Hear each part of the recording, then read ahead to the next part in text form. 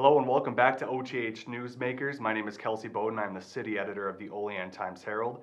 We're going to continue our election 2016 coverage today with Paul Gonzalez, who is running as a Democrat in Ward 3. He's also the Common Council president, and thank you for being with us today. I appreciate it. Thanks for having me.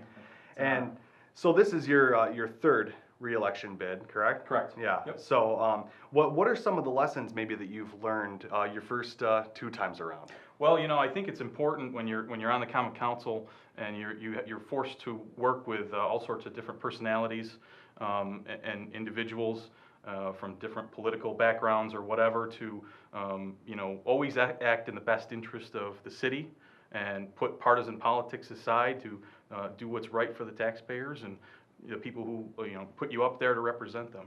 Mm-hmm.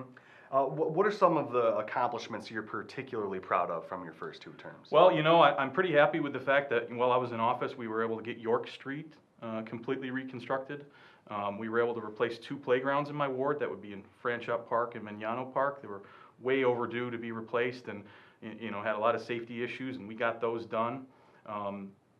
Numerous little safety type upgrades, if it's a street light or a stop sign or whatever, we were able to do in different parts of the ward. I'm also very proud of the fact that North Union Street was on my time on the council. I voted for it, and I'm going to see it all the way through to the end. And I think that is really a tipping point for Olean that'll really start to rejuvenate the city and make Olean a destination. All right. And you and I have had personal conversations about this too, where the economic revitalization efforts that are currently going on in Olean right now, maybe they're not going to benefit us today, tomorrow, but 5, 10, 15 years down the road, benefiting our children, as Absolutely. we've said. So yeah, what are your thoughts on that? Well, I have two small children, that are in the Olean City School District, and, you see so many people grow up and, they have children and they move on. They move to Rochester, they move to Buffalo because the opportunities just aren't here for them. The desire to live here just isn't there for them. And that's something I think when you look at a project like North Union Street or any other upgrades that we do throughout the city, it's with those people in mind. It's keeping them here and making them want to stay in Olean and continue their family here. Right. As a production planner at Dresser Rand, and you've been there several years now for some time, you've seen firsthand the importance of keeping industry here in Olean. What are some things that you can continue to do on the council that would make that happen?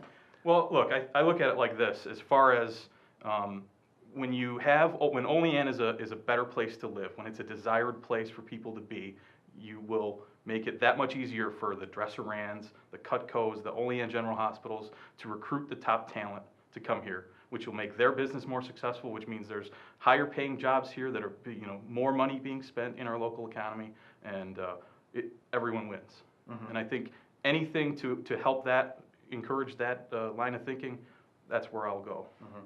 Now, you've also been a proponent of fighting urban blight, and there was extra money put in the budget this year to tackle some of those houses. What are some things that you plan on doing into the future to keep up our housing stock? Well, the first thing, obviously, is to address the houses we acquired from the county, mm-hmm. right? Like, we need to make good on what we intended to do, which is get those houses torn down in a cost-effective manner, in a way that will make neighborhoods that are affected by such just torn down, blighted areas.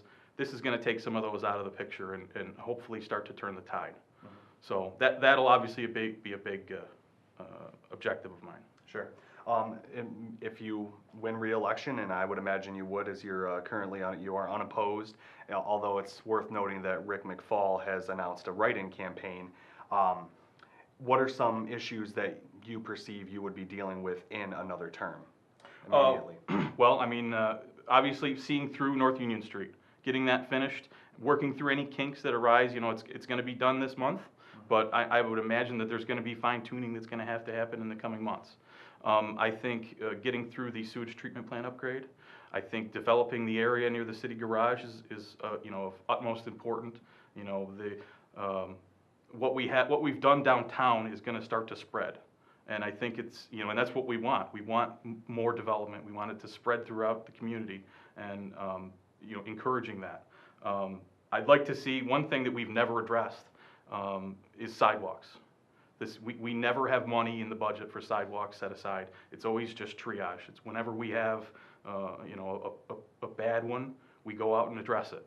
But if we could find a way to budget money so that every week we could, or every year we could attack a certain number of them, you know, we could set a priority list and just start working down the list. That way we're always addressing that. That's one of the biggest criticisms I hear, is that our sidewalks are a mess and they're not upgraded unless it's a disaster. So let's start to turn that around. Sure.